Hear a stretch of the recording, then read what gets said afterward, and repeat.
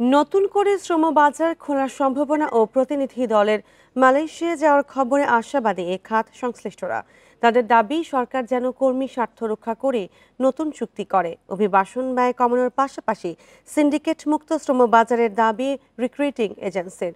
তারা বলছেন দর কষাকষিতে শক্ত ভূমিকা রাখতে হবে বাংলাদেশকে।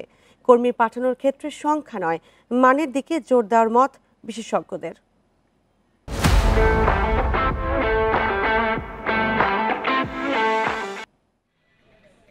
প্রায় এক বছর বন্ধ থাকার পর আবারও খোলার সম্ভাবনা তৈরি হয়েছে মালয়েশিয়ার শ্রমবাজার। প্রবাসী কল্যাণ উপদেষ্টার নেতৃত্বে আগামী 14 মে মালয়েশিয়া সফরে যাচ্ছে একটি প্রতিনিধি দল। 21 মে হবে যৌথ ওয়ার্কিং গ্রুপের সভা। 2012 সাল থেকে বাংলাদেশ এবং মালয়েশিয়ার মধ্যে যেসব সমঝোতা চুক্তি স্বাক্ষরিত হয়েছে তার বেশিরভাগই দুদেশের স্বার্থ রক্ষা করতে পারেনি। মধ্যস্বত্বভোগীদের দুর্নীতিতে ভোগান্তিতে পড়েছেন হাজারো কর্মী।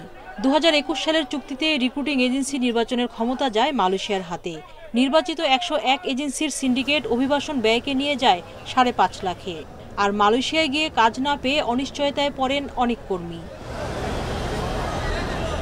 রিক্রুটিং এজেন্সিগুলো বলছে মালয়েশিয়ার বাজার সিন্ডিকেট মুক্ত হলে কমবে অভিবাসন ব্যয়। সিন্ডিকেট ব্যতিরেকে বৈধ সকল রিক্রুটিং এজেন্সির জন্য উন্মুক্ত করা হয় এবং সরকারের একটা নির্ধারিত খরচ ঠিক করবে এবং সেটা খরচটা বাস্তবায়ন করার জন্য সরকার একটা মেকানিজম তৈরি করবে, একটা ডাটা ব্যাংক তৈরি করবে, ব্যাংকের মাধ্যমে টাকা কর্মীরা দিতে পারে, সেরকম একটা সিস্টেম সরকার দাঁড় করাইতে পারে। সিন্ডিকেট যদি না থাকে 1.5 লক্ষ টাকা লোক পাঠানো সম্ভব। আপনাকে বলি 1.5 লক্ষ টাকায় পাঠানো সম্ভব, কারণ করাপশনের মূল উৎপত্তিটা হচ্ছে সিন্ডিকেট থেকে।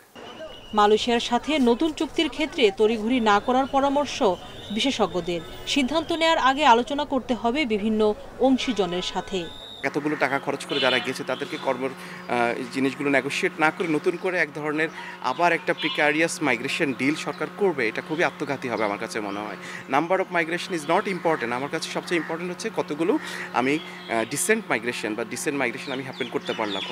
বিশেষজ্ঞরা বলছেন নতুন চুক্তির আগে মালয়েশিয়া যেতে না পারা 17,000 কর্মীদের বিষয়টিও দেখতে হবে অগ্রাধিকার ভিত্তিতে। সুলতানা জাহান মিতু, ইন্ডিপেন্ডেন্ট নিউজ, ঢাকা।